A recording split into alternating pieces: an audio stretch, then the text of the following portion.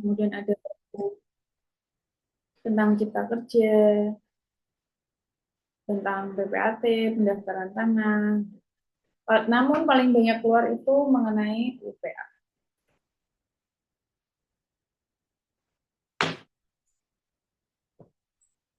Nah, kemudian ada PMNA KPPN, ada yang mengenai sistem elektronik, dan lain sebagainya. Kemudian materinya mengenai pengaturan tanah di Indonesia mencakup hak menguasai dari negara, itu dasarnya dari pasal 19 UPA, kemudian status tanah di Indonesia, DHM, HGB. Status tanah di Indonesia nanti kita mempelajari mengenai tanah hak lama dan tanah hak baru ya teman-teman. Kemudian pendaftaran tanah pertama kali, kemudian pendaftaran tanah selanjutnya, kemudian ada pemeliharaan data visibilities yang sudah kita bahas lebih lengkap kemarin, kemudian pembebanan hak, kemudian materi muatan undang-undang cipta kerja, itu nanti ada tanah atas dan tanah bawah, terus perkembangan hukum tanah di Indonesia. Next.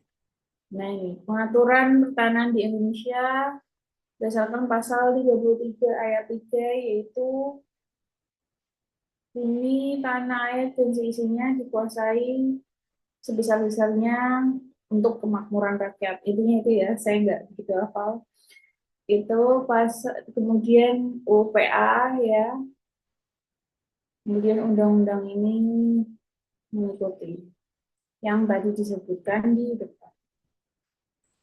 Nah ini, pasal 33 ayat 3 tadi, bumi, air, kekayaan alam yang terkandung di dalamnya dikuasai oleh negara dan dipergunakan sebesar-besarnya untuk kemakmuran rakyat. Ini keluar ya, teman-teman dihafalkan bahwa negara menguasai, bukan memiliki, mempunyai hak, kemudian bukan juga untuk melakukan memindahkan, permindahan hak juga bukan, tapi negara menguasai, yang mana dikuasai dipergunakan sebesar-besarnya untuk kemakmuran rakyat. Nah, kemudian ada hak menguasai negara, itu pasal 2 ayat 2 UPA, mengatur dan melenggarakan peruntukan, penggunaan, persediaan, dan pemeliharaan bumi, air, dan ruang angkasa ya. Jangan lupa tiga ini, tricky, sering keliru, ada juga soal yang keluar mengenai ini. Kemudian menguasai negara sebesar-besarnya untuk bermanfaat bagi rakyat, pemerataan manfaat, partisipasi menentukan manfaat, dan penghormatan hak-hak rakyat. Nah, ini ada di rencana tata ruang dan wilayah, kemudian hak atas tanah, perbuatan hukumnya ada jual beli, hibah, wasiat, dan hak waris. Nah, kemudian status tanah di Indonesia. Nah, ini tadi yang mau kita bahas, hak tanah barat lama ya, sebelum dan sesudah UPA. Ini sering banget keluar ya teman-teman. Kan hukum tanah nasional berarti sebelum dan sesudah. Nah, sebelum UPA-nya ini diatur menurut overseeing ordonasi. Yang pertama ada HE Gendong. Aturan HE Gendong itu pasal 571 KUH per, itu hak untuk menikmati suatu benda. HE Gendong sekarang namanya hak milik. HRFA. HRFA itu ada di pasal 720 KUH Perdata, itu hak untuk menikmati sepenuhnya dengan kewajiban membayar setiap tahun sejumlah uang atau hasil bumi. HRFA nama lainnya hak guna usaha. Nah, kemudian ada hak obstal di pasal 711 KUH Per, hak untuk mempunyai bangunan atau tanaman di atas tanah kepunyaan orang lain atau namanya HGB.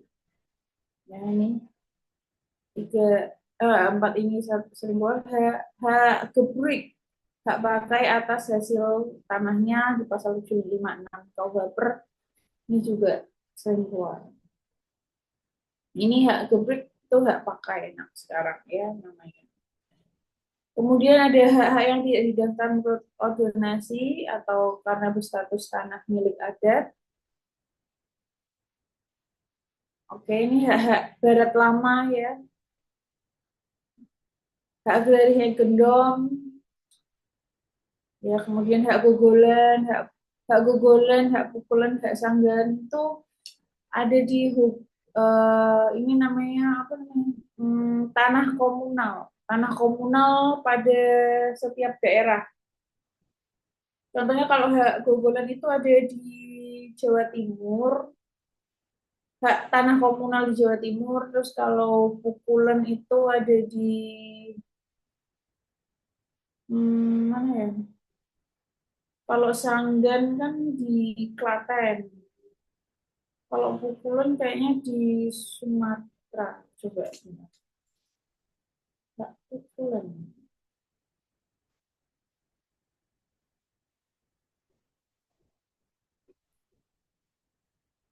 Hmm, Nggak pukulan sepertinya di Sumatera. Coba nanti saya cari lagi ya. Pukulan. Pekulen. Pekulen. Nggak pekulen.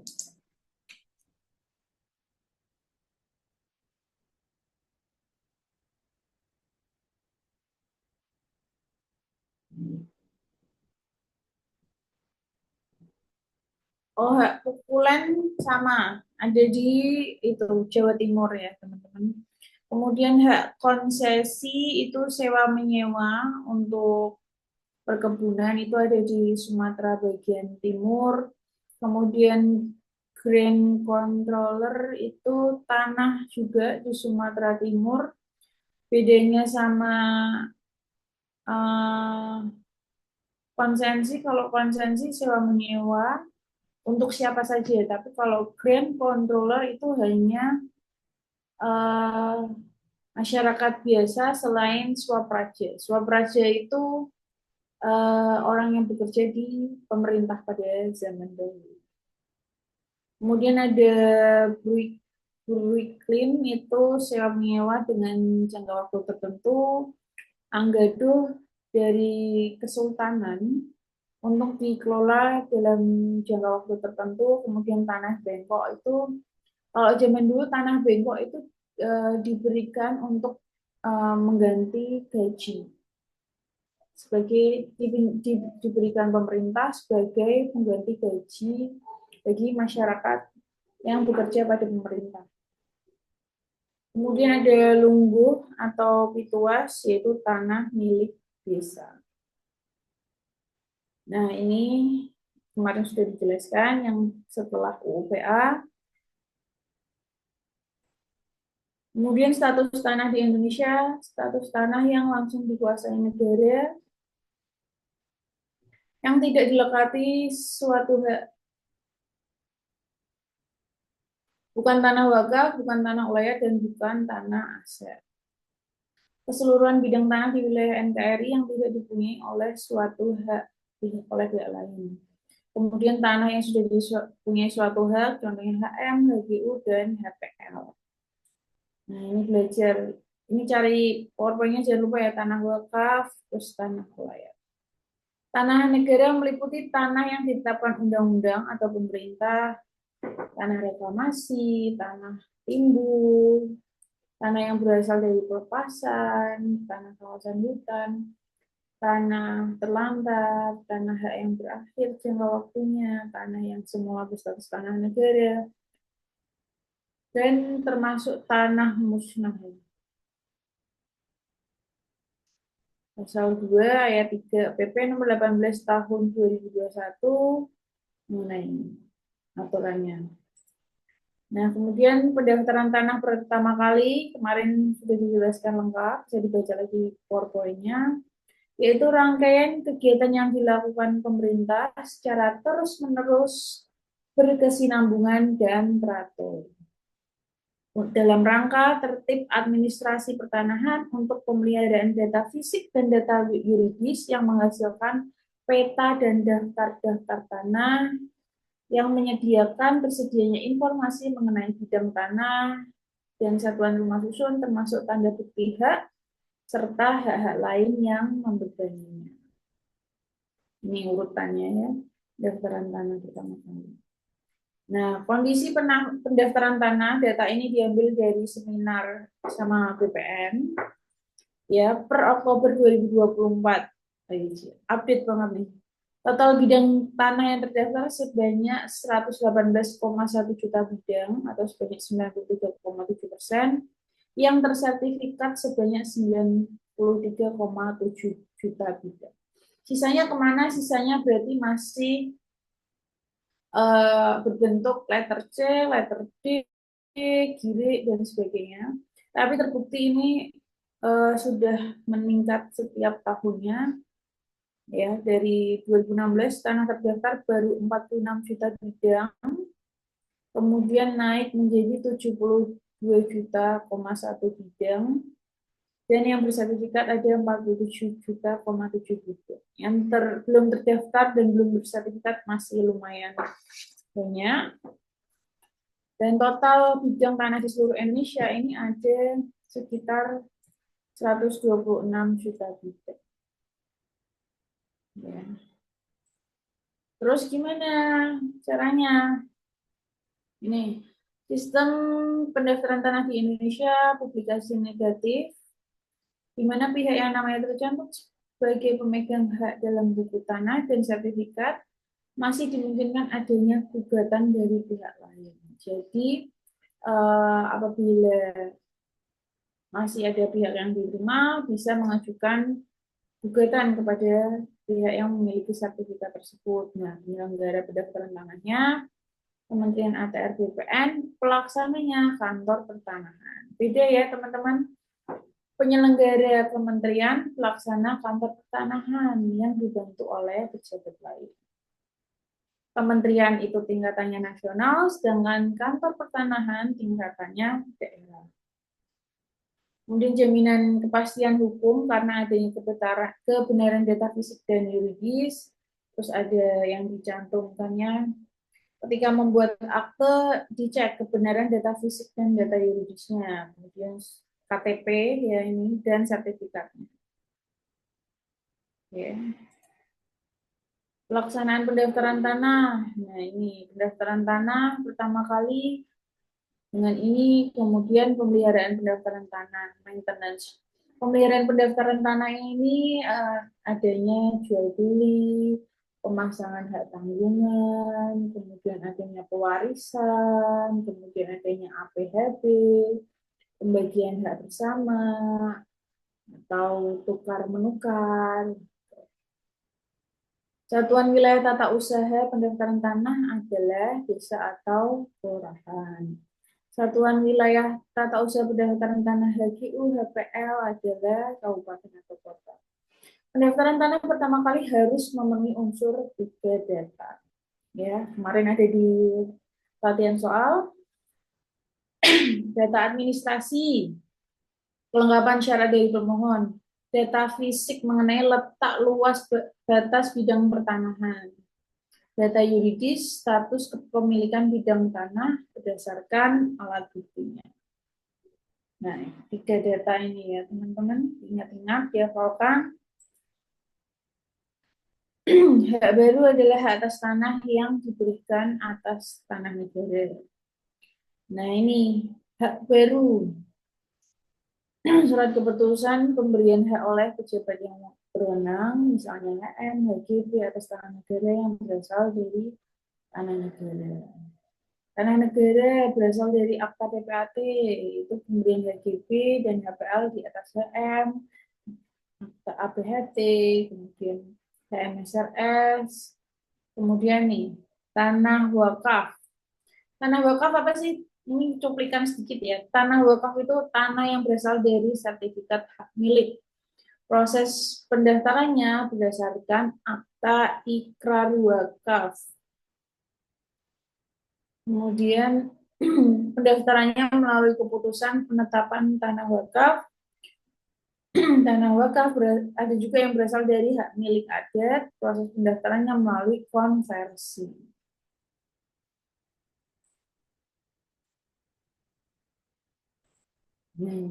Asas-asas pendaftaran tanah ini harus hafal ya. Penjelasan pasal 2 PP nomor 24 tahun 97. Yang pertama sederhana. Sederhana itu apa? Mudah dipahami. Kemudian yang kedua aman, teliti dan cermat. Kata kuncinya ya. Kemudian terjangkau bagi pihak-pihak yang memerlukan. Kemudian mutakhir, memadai dan berkesinambungan. Terbuka, yaitu bersifat terbuka untuk publik, untuk memenuhi, memperoleh keterangan mengenai data yang benar. Ini keluar ya teman-teman.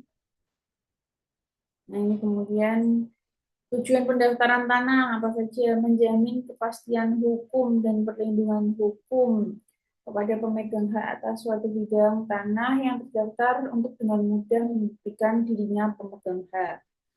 Menyediakan informasi kepada pihak-pihak yang berkepentingan.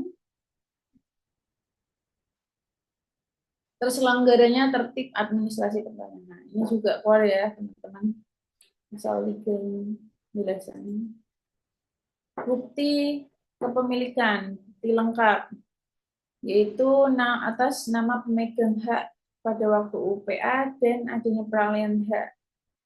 Nah, ini kalau berisi hak gendong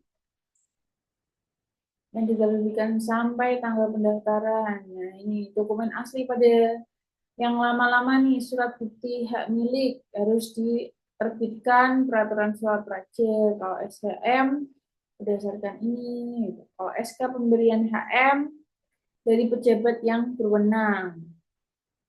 Kemudian PBB sebelum berlakunya PP 9 PP 10 nomor 61. Oke. Kemudian pembuktian hak lama apabila bukti tidak lengkap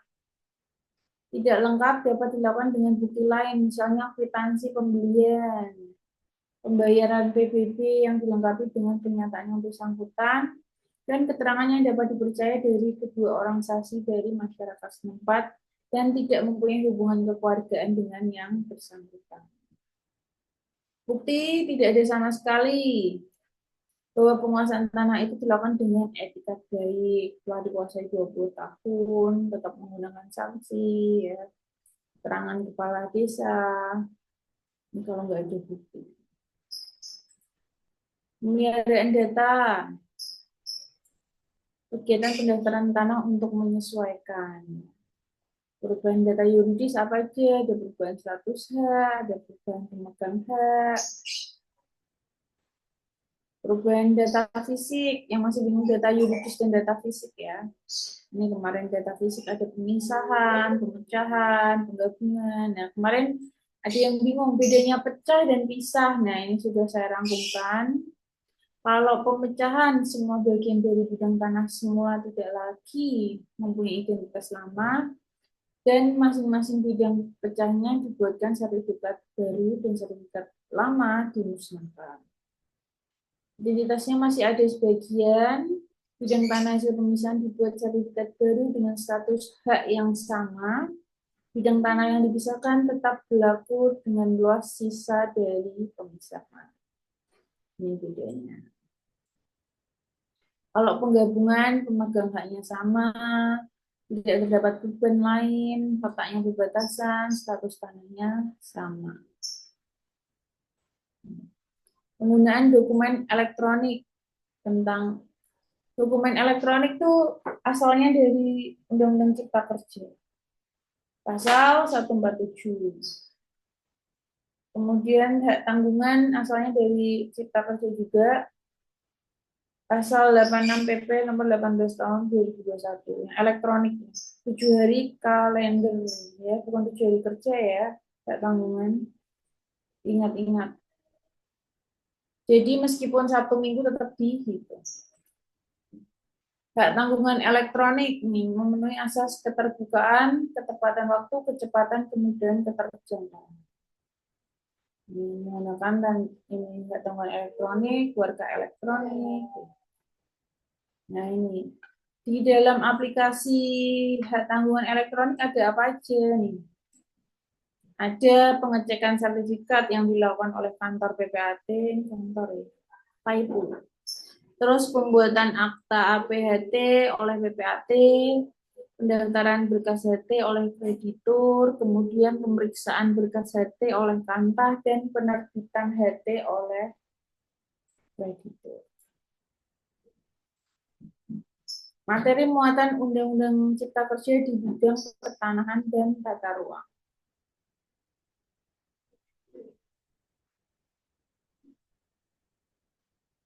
Nah ini ya aturan-aturannya.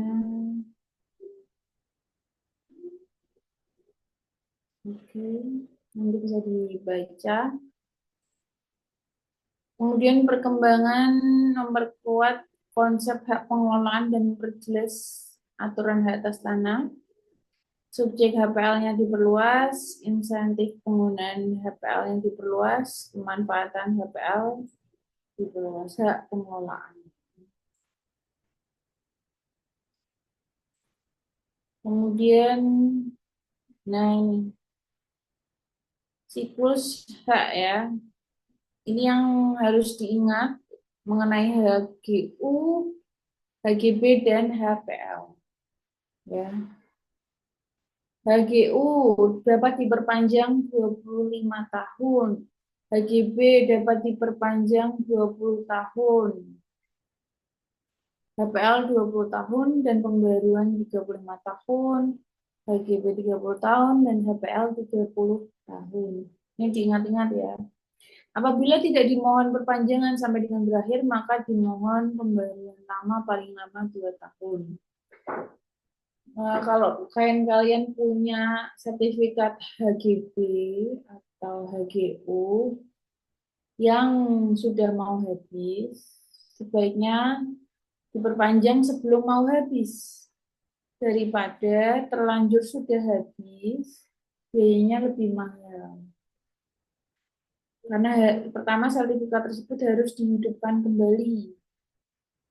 Itu harus pengajuan SK, harus plotting tata ruang, itu lama sekali dan memakan biaya yang tidak sedikit. Karena ada pengecekan dan peninjauan ulang kembali, jadi ada insentif tambahan untuk petugas BPS-nya ketika ukur peninjauan kembali gitu.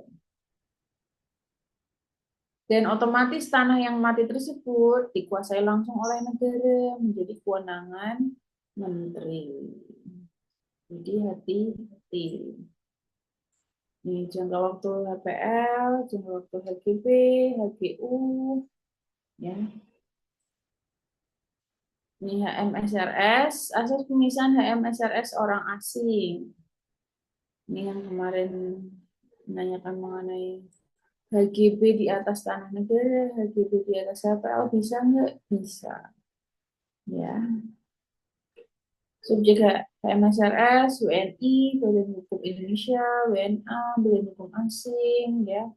Kemudian syarat orang asing cukup dibuktikan dengan imigrasi, visa, paspor, dan izin tinggal.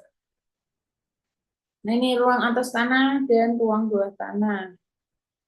Kenapa ada ruang atas tanah? Syaratnya tanah yang secara terstruktur dan fungsi terpisah dengan HAT bidang tanah menjadi tanah yang dikuasai langsung oleh negara. Kemudian ruang bawah tanah, tanah yang secara terstruktur fungsi terpisah dengan hak atas tanah bidang tanah menjadi tanah yang dikuasai langsung oleh negara. Adanya pembangunan vertikal, MRT, kemudian pusat fasilitas penyeberangan, ya.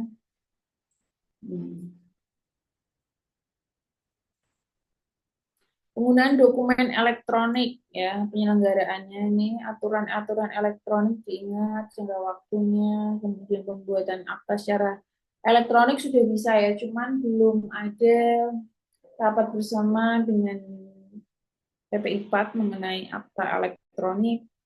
kemudian objeknya apa saja, penertiban administrasi. Nanti ada contohnya sertifikat elektronik, teman-teman.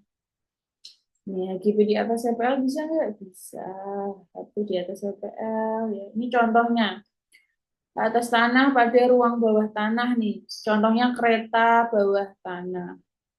Nih contoh-contohnya. HAT pada permukaan bumi dan tanah. Nih contohnya gedung bertingkat. Hak atas tanah pada ruang atas tanah. Contohnya kereta cepat yang melayang itu.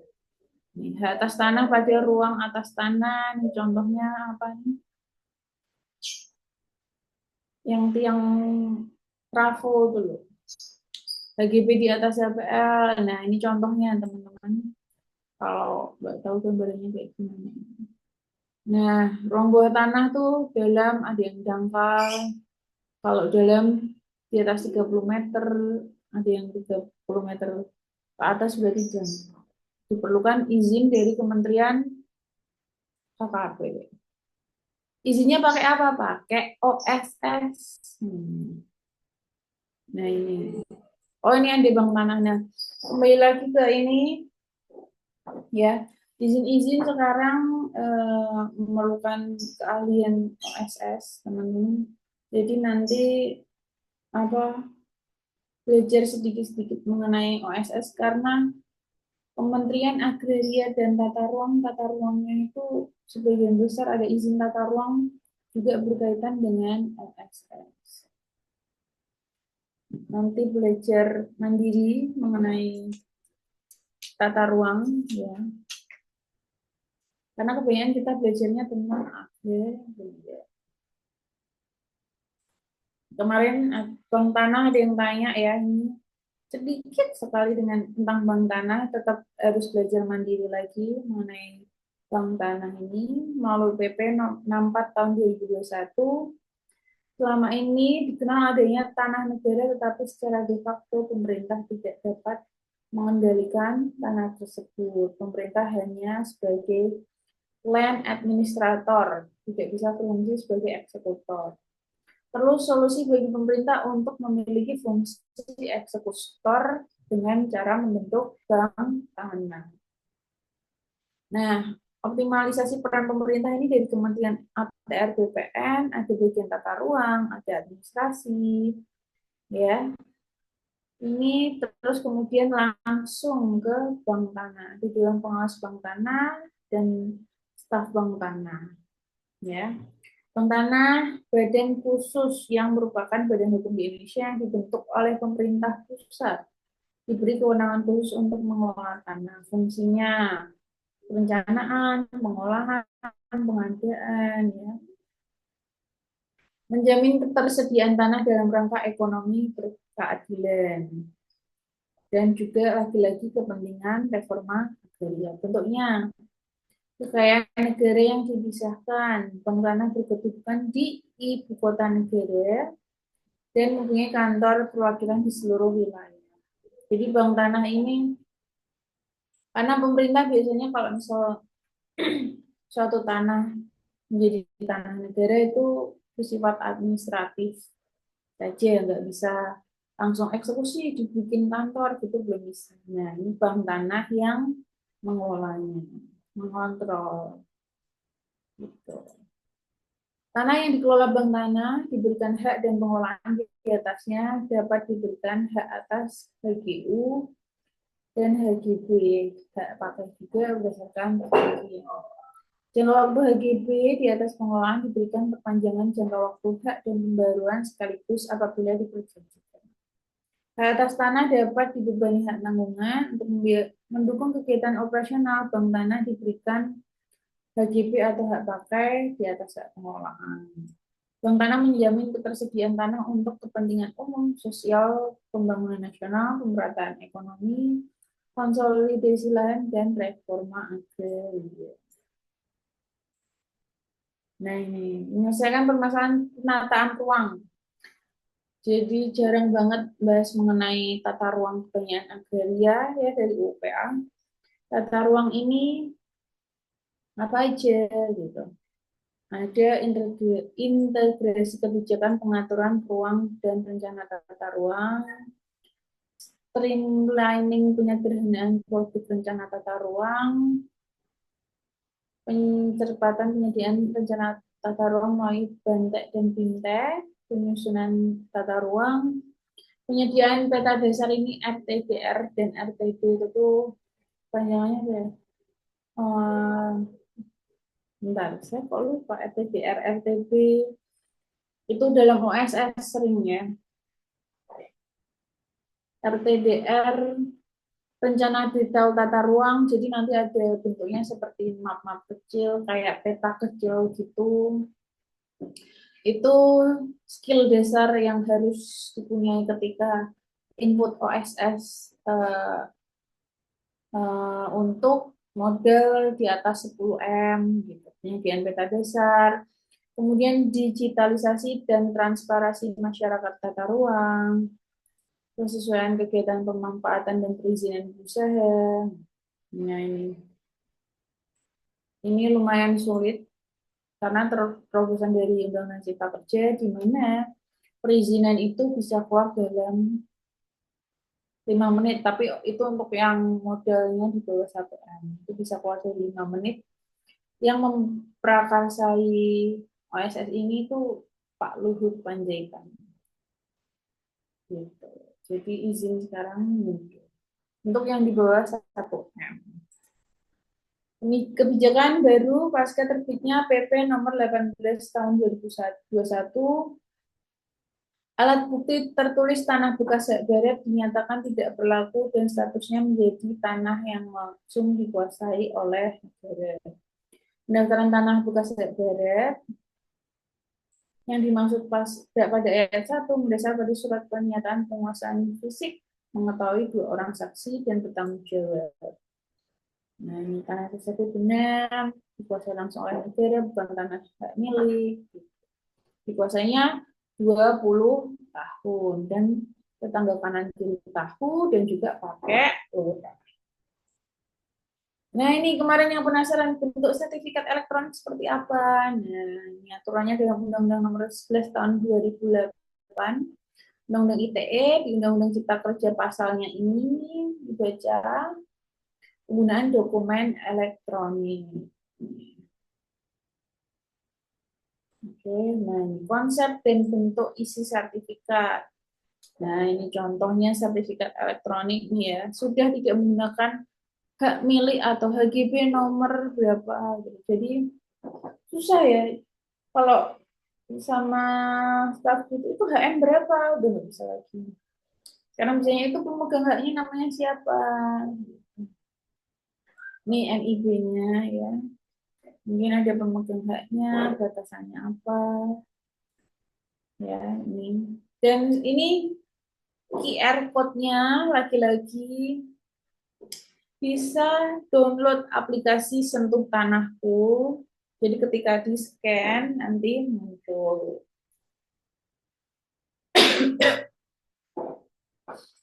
Kemudian bagian 3 ada lokasinya yang bisa di-scan juga. Bidang tanah ini telah diukur. Kemudian ada tanggungan atau enggak. Gitu. Terus siapa yang menjabat waktu itu. Sudah selesai. Jangan lupa belajar mandiri mengenai tanah musnah, tanah timbul seperti apa, tanah reklamasi, tanah wakaf, bank tanah, dan reforma agraria. Tanah musnah, tanah timbul, tanah reklamasi, tanah wakaf, bank tanah, dan reforma agraria. Ya, jangan lupa. Oke, terima kasih kepada Ibu Novia. Untuk teman-teman sekalian, jika ada yang ingin bertanya, silakan melalui kolom komentar.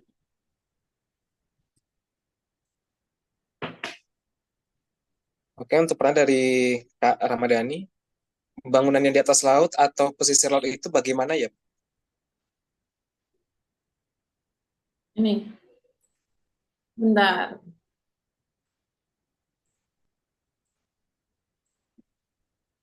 Bangunan yang di atas laut, pesisir laut. Nih, ini atas tanah pada permukaan bumi ini kan contohnya trafo. Ini harus izin dari Kementerian KKP. Ini ya contohnya teman-teman kalau bingung, ini di bawah tanah termasuk apa, ini di atas tanah termasuk apa, HPL di atas HM atau gimana. Nah ini sudah ada jelas saya gambarkan. Ini diambil dari seminar sama staf BPN. Jadi insya Allah valid. Nggak Lanjut dari bisa, pertanyaan dari Kak Ramadhani tadi, berarti tidak mm-mm. bisa menjadi hak milik ya, Bu? Nggak bisa jadi hak milik. Semua yang dikuasai pemerintah tidak bisa jadi hak milik ya.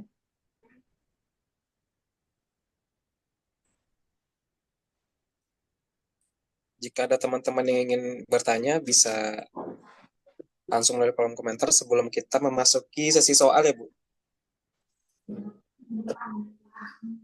Ini dari Kak Fatika. Mm-mm. Untuk perumahan di atas mall itu statusnya tanahnya hak atas tanah apa ya? Itu HGB di atas HPL. Ini contohnya ya, gedung ini ya, contohnya. Pokoknya di sini udah lengkap ya, teman-teman.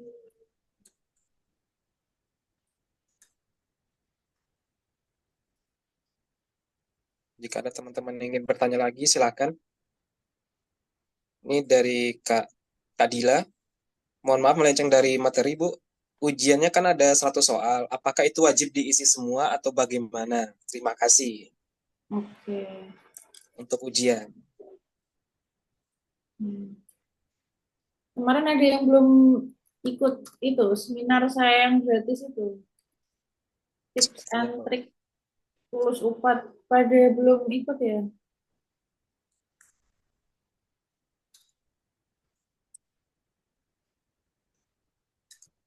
Nanti dibahas di akhir ya. Apa mau sekarang?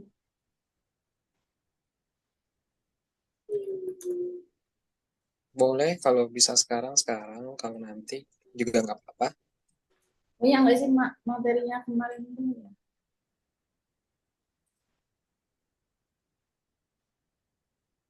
Bagaimana rekan-rekan sekalian? Mau itu tips and trick itu.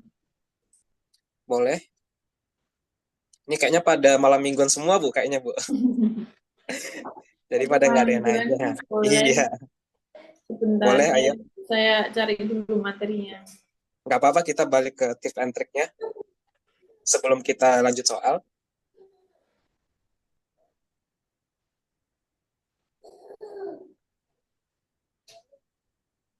Tapi mungkin hanya ke bagian soalnya aja ya. Nanti saya ini bagi PowerPoint.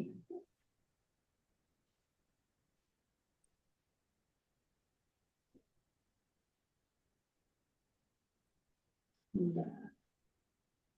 Untuk rekamannya kita udah upload ke YouTube Notaris. Udah kita Iya, upload. enggak ada. Tapi kayaknya ada yang hari kedua enggak kayaknya.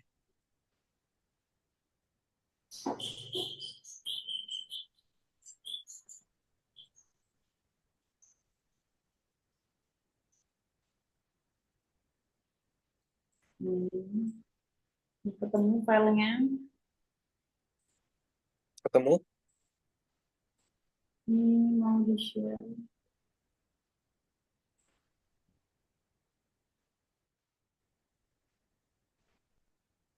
Bentar.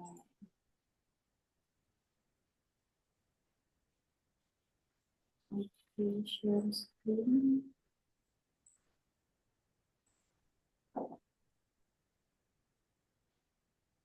Nah, ini Oke, silakan Ibu Betsy untuk tips and triknya. yang mengenai itu aja ya, soal ya. Iya.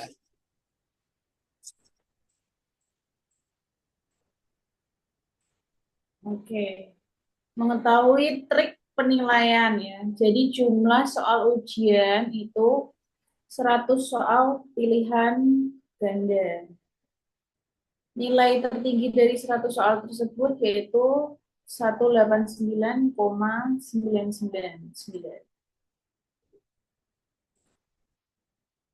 Nah, kemudian bobot nilai sulit itu 3,5. Kalau salah 0,677. Kemudian mudah bobot nilainya 2,3, salah 0,33. Kemudian sangat mudah nilainya 1,0 dan 0,133. Nah, nih. Kriteria kelulusan itu minimal 80 dan masuk peringkat. Sudah menjabat notaris, sebaiknya pilih penempatan PPAET-nya yang pesaingnya sedikit. Oh iya. Saya juga mau ngucapin selamat kepada 3.385 pendaftar ujian. Semoga pada lolos-lolos semua ya. Nah, kemudian, nih, pemegang nilai ujian minimal 80, peserta tahun 2019 itu ada 735 orang. Dan peserta 2022 ada 1.026 orang. Maka nilai 80 saja tidak cukup. Karena contohnya kebutuhan PPAT tempat kedudukan kota Salatiga adalah 6 orang. Hasil ujian yang memenuhi nilai ambang batas minimal 80 ada 10 orang. Namun bukan 10 orang yang dinyatakan lulus, tetapi yang dinyatakan lulus hanya peringkat 1 sampai 6. Sedangkan peringkat ke-7 dan seterusnya dinyatakan tidak lulus. Gitu. Oke, ini ada pertanyaan lagi Bu dari Kak Ulat. Apabila kita menjawab soal terus salah, apakah pengurangan nilai? Iya, mengurangi nilai kalau salah. Ini bobotnya ya, kalau bobot menjawab soal sulit, mudah dan sangat mudah. Jadi gimana kita tahu soal itu sulit, kategorinya soal sulit, kategori soal mudah, atau kategori sangat mudah? Itu di layar kalian ada di pojok sebelah kiri. Pojok sebelah kiri ada kategori soalnya, nanti ada tulisannya ini kategori soal mudah, ini kategori soal sangat mudah gitu. Nah ini, kalian harus bikin target nilai yang ingin dicapai dan hitung kemungkinannya. Misal target nilai 150, berarti soal yang sulit dijawab 15 soal. Soal mudah dijawab 30 soal, dan soal sangat mudah dijawab 30 soal. Nah, jadi kalian cuma perlu jawab 75 soal, dan 25 soalnya nggak usah diisi. Tapi dengan catatan 75 soal tersebut kalian harus benar semua untuk bisa dapat nilai target 150. Karena nilai 80 saja lagi-lagi tidak cukup. Gitu. Nah, ini lagi Bu dari Kak Devi. Untuk pemegang SKL tetapi belum menjabat jadi notaris, berarti dia juga memangkas kuota wilayah kerja ya?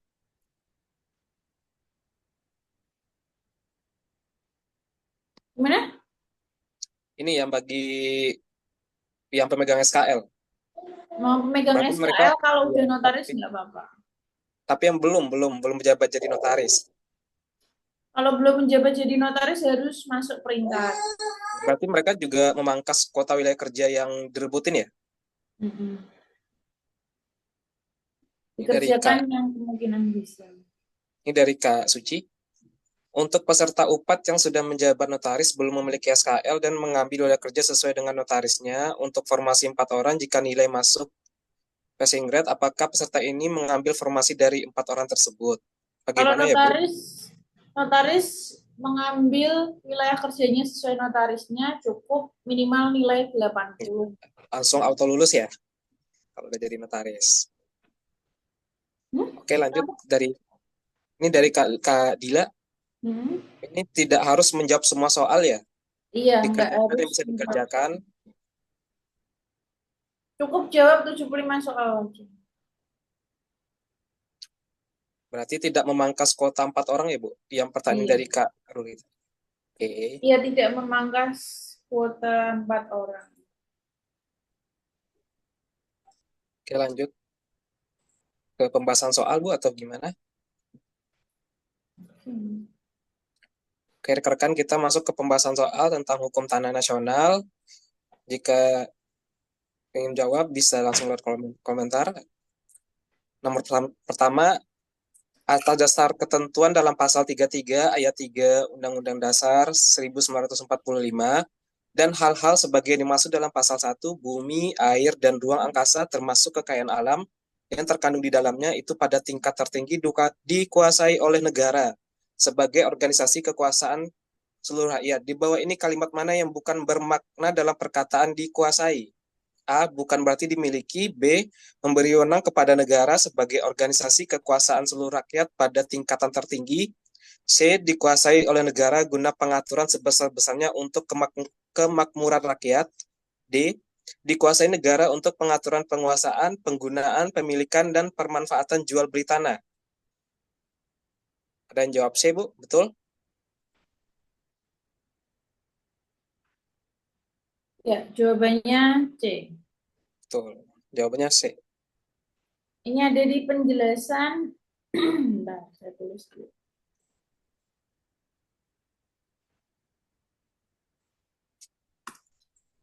Penjelasan umum Romawi 2 angka 2. Ini banyak mengenai UPA ya aturannya, jadi pelajari kembali UPA, dibedah lagi. Oke, nomor 2. Implikasi dari orang asing yang sudah berlakunya UUPA mempunyai hak milik karena perwarisan tanpa wasiat atau percampuran harta karena perkawinan dan seorang WNI yang kehilangan keluarga negaranya adalah A. Wajib melepaskan hak itu di dalam jangka waktu 1 tahun sejak diperolehnya hak tersebut atau hilangnya keluarga negaraan itu. B. Wajib menyerahkan hak itu setelah 1 tahun sejak diperolehnya hak tersebut atau hilangnya keluarga negaraan itu. C. Seharusnya melepaskan hak itu di dalam jangka waktu 1 tahun sejak diperolehnya hak tersebut atau hilangnya kewarganegaraan itu. D. Seyogyanya menjual hak itu setelah 1 tahun sejak diperolehnya atau hilangnya kewarganegaraan itu. Pada jawab A, Bu, betul? Betul, jawabannya A. Berdasarkan pasal 21 ayat 3 UPA. Lagi-lagi UPA, jangan lupa UPA-nya dibedah lagi.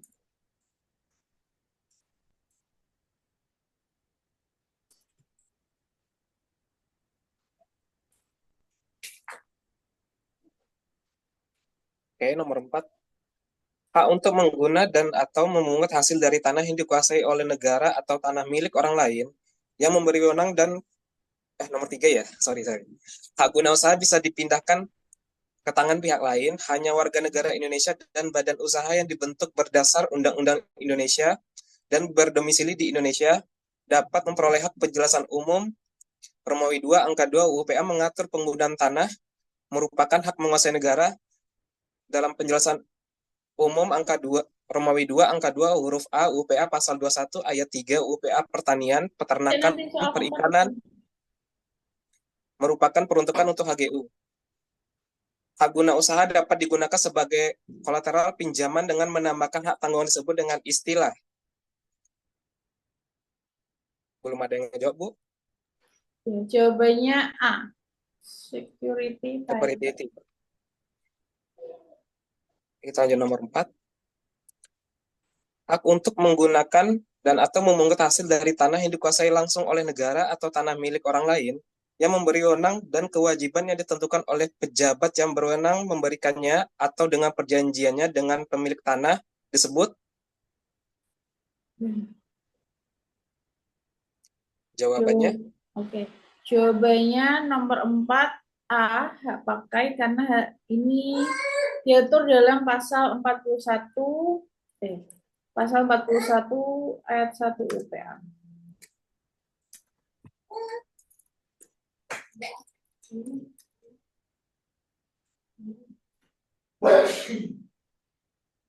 nomor 5, lanjut. Konsep hukum agraria dan hukum tanah nasional ditunjuk oleh pasal 1 ayat 2. Seluruh bumi, air, dan ruang angkasa termasuk kekayaan alam yang terkandung di dalamnya dalam wilayah Republik Indonesia sebagai karunia Tuhan Yang Maha Esa adalah bumi, air, dan ruang angkasa yang diberikan kepada bangsa Indonesia dan merupakan kekayaan nasional. Bermakna bahwa hukum tanah nasional bersifat A. Komunalistik, B. Harmoni individu dan sosial, C. Individualistik, D. Nasionalis. Ada yang jawab A dan jawab B, Bu. Ya, jawabannya A. Tuh, jawabannya A. Oke, lanjut nomor 6. Berikut ini adalah sumber-sumber hukum yang tidak tertulis dalam hukum formal hukum tanah nasional, kecuali A. Norma-norma hukum adat yang sudah disahkan menurut ketentuan pasal 5, 56, 58 UPA, B. Hukum kebiasaan baru dalam hukum tanah nasional, C. Jurisprudensi dan praktik administrasi dalam melaksanakan dan menafsirkan peraturan hukum tanah nasional tertulis yang sudah ada ataupun pembentukan hukum baru untuk mengisi kekosongan hukum yang ada. D.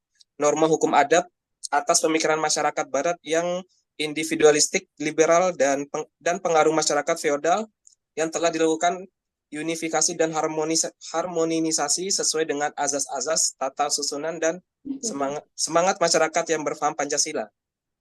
Ada yang jawab B, ada yang jawab D. Ya, tuh jawabannya D.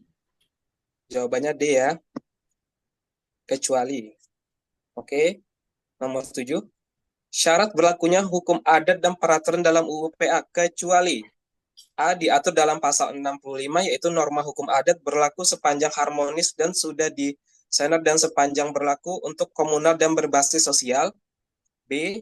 Diatur dalam pasal 56 dan 58 yaitu norma-norma hukum adat berlaku sepanjang tidak bertentangan dengan jiwa dan ketentuan UU PA. C.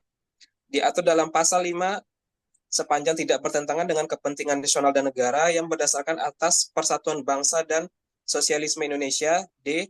Sepanjang tidak bertentangan dengan peraturan tercantum dalam UUPA dan dengan peraturan perundang-undangan lainnya. Pada jawab Abu, betul? Tuh jawabannya A. Oke. Disanir, Esa. Disanir. Di bawah ini yang termasuk dalam pasal 5 UUPA, hukum agraria yang berlaku di atas bumi, air, dan ruang angkasa ialah hukum adat. A. Sepanjang tidak bertentangan dengan kepentingan nasional dan negara. B. Berdasarkan atas persatuan bangsa dengan sosialisme Indonesia. C. Harus sesuai dengan peraturan yang tercantum dalam UUPA dan dengan peraturan perundangan lainnya. Segala sesuatu dengan mengindahkan unsur-unsur yang bersandar pada hukum agama. D. Berdasarkan ketentuan hukum adat dan serupa dari masyarakat hukum adat setempat. Ada jawab A dan jawab B dan jawab C, Bu.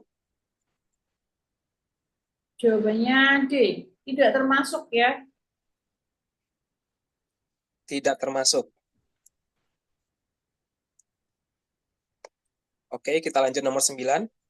Pasal 9 ayat 2 UPA, tiap-tiap warga negara Indonesia baik laki-laki maupun wanita mempunyai kesempatan yang sama untuk memperoleh suatu hak atas tanah serta untuk mendapatkan manfaat dan hasilnya, baik bagi diri sendiri maupun keluarganya merupakan bentuk azas. A. Azas kemanfaatan hak atas tanah antara laki-laki dan perempuan. B. Azas persamaan hak antara laki-laki dan perempuan. C. Azas keadilan hak atas tanah antara laki-laki maupun wanita. D.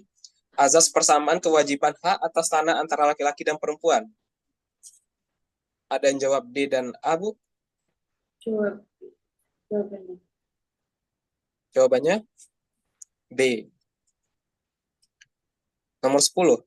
Berikut ini merupakan prinsip-prinsip pembaruan agraria sebagaimana diatur dalam ketetapan MPR yang paling tepat adalah A. Memelihara dan mempertahankan keutuhan NKRI. B. Menghormati dan menjunjung tinggi hak asasi manusia. C. Menghormati supremasi hukum dengan mengakomodasi keanekaragaman dalam unifikasi hukum. D. Semua benar. Pada jawab D, Bu, betul? Ya, betul. Tab Betul. MPR-nya dibaca ya, teman-teman.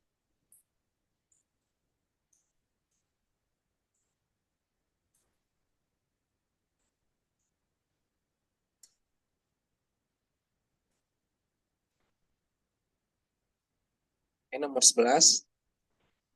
Tujuan disusunnya UU PA sebagai dasar hukum tanah nasional adalah sebagai berikut, kecuali A. Meletakkan dasar-dasar bagi penyusunan hukum agraria nasional yang akan merupakan alat untuk membawa kemakmuran, kebahagiaan, dan keadilan bagi negara dan rakyat, terutama rakyat tani, dalam rangka masyarakat yang adil dan makmur.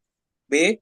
Meletakkan dasar-dasar untuk mengadakan kesatuan dan kesederhanaan dalam hukum pertanahan. C. Meletakkan dasar komunalistik yang religius, individual, pribadi, serta mengandung unsur kebersamaan. D. Meletakkan dasar-dasar untuk memberikan kepastian hukum mengenai hak atas tanah. Ada yang jawab B, Bu? Ada yang jawab C?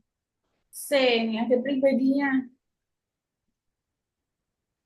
Kecuali ya. Kecuali ya. Jawabannya Ini C. ada di penjelasan umum. Penjelasan umum. Satu. Ya.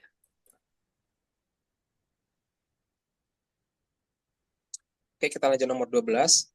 Pasal 33 Undang-Undang Dasar 1945 secara khusus memberikan dasar bagi lahirnya kewenangan sebagaimana dituangkan dalam Hukum Tanah Nasional, yaitu UPA, yang tercantum dalam Pasal 2 Ayat 2 mengenai hak menguasai negara, kecuali A. Mengatur dan menyelenggara peruntukan penggunaan, persediaan, dan pemeliharaan bumi, air, dan ruang angkasa.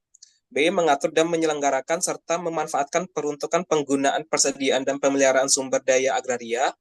C. Menentukan dan mengatur hubungan-hubungan hukum antara orang-orang dengan bumi, air, dan ruang angkasa. D. Menentukan dan mengatur hubungan-hubungan hukum antara orang-orang dan perbuatan hukum yang mengenai bumi, air, dan ruang angkasa. Ada yang jawab B, Bu? Ya, betul jawabannya B. Betul, jawabannya B.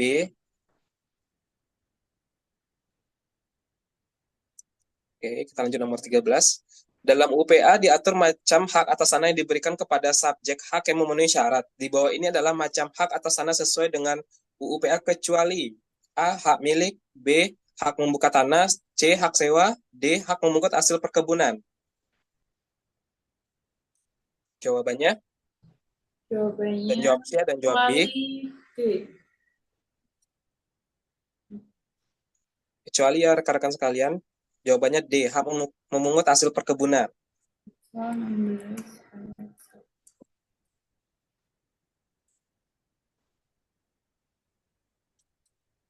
Oke, kita lanjut nomor 14. Alas hak merupakan bukti dalam pemberian hak atas tanah. Apa yang dimaksud dengan alas hak? A. Surat kepemilikan tanah dan bangunan. B.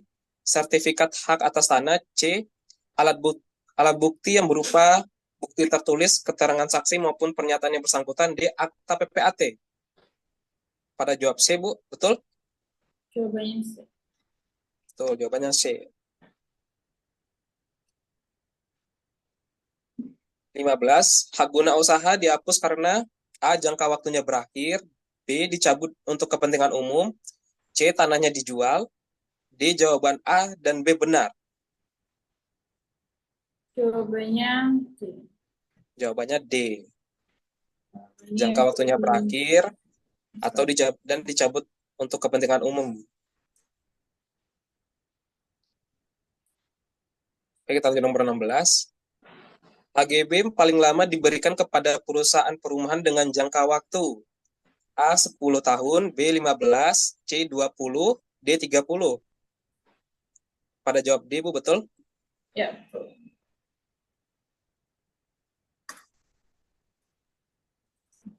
Oke, kita lanjut nomor 17. Dalam konsepsi hukum tanah barat, semua tanah dapat dibagi ke dalam dua kelompok, yaitu A. Tanah hak egendom dan tanah domain negara. B. Tanah servitut dan hak Furstenbruik. C. Tanah hak ulayat dan tanah domain negara. D. Tanah hak egendom dan tanah partikular. Ada jawab C, ada jawab A, Bu? Jawabannya A. Betul, jawabannya A. Tanah hak egendom dan tanah domain negara. Ini dan nanya, Bu, kalau kegunaan hak pakai jangka waktunya berapa lama ya? Apakah 20 tahun? Hak pakai itu paling lama 30 tahun, dapat diperpanjang 20 tahun, dan diperbaruinya 30 tahun. Nanti dibaca lagi ya di slide tadi aja. Oke, nomor 18. Ya. Yang dapat mempunyai hak pakai di Indonesia adalah A. Orang asing yang berkedudukan di Indonesia. B. Badan hukum asing yang mempunyai kedudukan di Indonesia. C. Warga negara Indonesia. D. Jawaban A, B, dan C benar. Ada yang jawab D. 18 D. Betul, jawabannya D. 18. Nomor 19. UPA mengatur konversi hak barat menjadi hak atas tanah yang sesuai dengan UPA. Berikut ini merupakan ketentuan konversi yang diatur dalam UPA kecuali hak agendum A. Hak agendum atas tanah menjadi hak milik. B. Hak agendum kepunyaan pemerintah negara asing menjadi hak guna bangunan. C. Hak erfpats menjadi hak guna usaha. D. Hak gogolan, pekulan, dan sanggan yang bersifat tetap menjadi hak milik. Jawabannya, Bu? Ya, kecuali yang B. Kecuali. Yang jadi ketentuan konversi.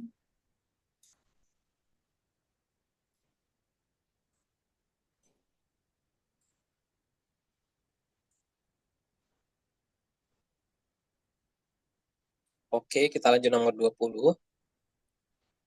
Berikut ini merupakan sebab dihapusnya hak atas tanah yang paling tepat adalah A. Diterlantarkan, B. Dimusnahkan, C. Sengketa dengan pihak lain, D. Dibebani hak tanggungan. Ada yang jawab A, Bu? Betul? 20 ya, jawabannya A. Betul, diterlantarkan.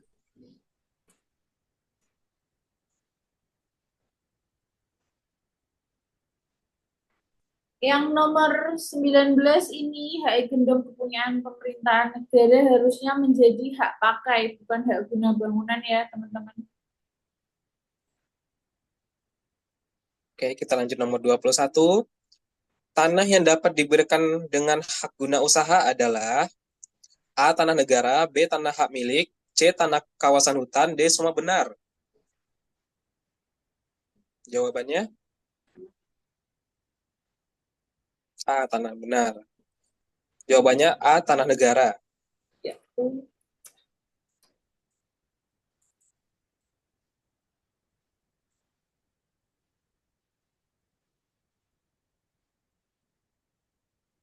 Oke, nomor 22.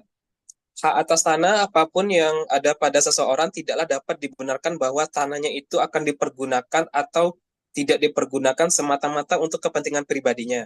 Apalagi kalau hal itu menimbulkan kerugian bagi masyarakat. Penggunaan tanah harus disesuaikan dengan keadaan dan sifat daripada haknya, hingga bermanfaat baik bagi kesejahteraan dan kebahagiaan yang mempunyai maupun bermanfaat bagi masyarakat dan negara. Hal ini merupakan salah satu prinsip pertanahan yang ada dalam UPA, yakni bahwa semua hak atas tanah mempunyai fungsi. A. Kesejahteraan, B. Gotong royong, C. Sosial, D. Kebersamaan. Pada jawab A, Bu, betul? Betul, jawabannya A.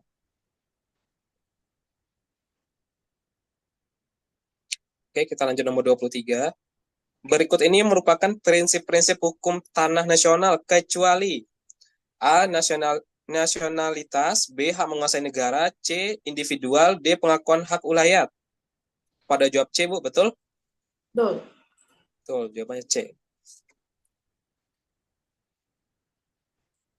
Oke, kita lanjut.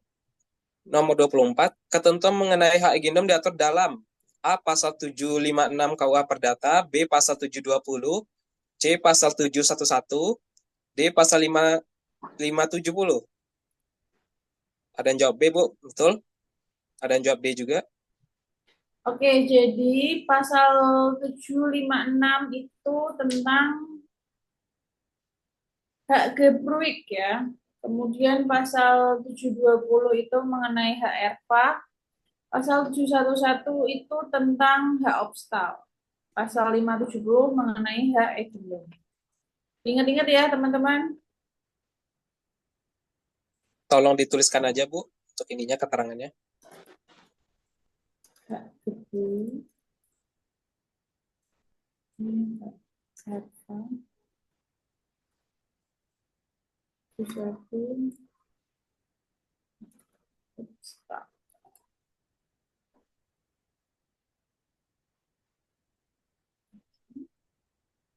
Oke, kita lanjut nomor terakhir. Bukti kepemilikan satwa rumah susun adalah berupa surat keterangan bangunan gedung. Apabila sarusun dibangun di atas A. Tanah wakaf, B. Tanah hak milik, C. Tanah hak guna bangunan di atas negara, D. Tanah hak pakai di atas tanah hak pengelolaan. Ada yang jawab C, ada yang jawab A. Jawabannya, jawabannya A Jawabannya berdasarkan pasal 48.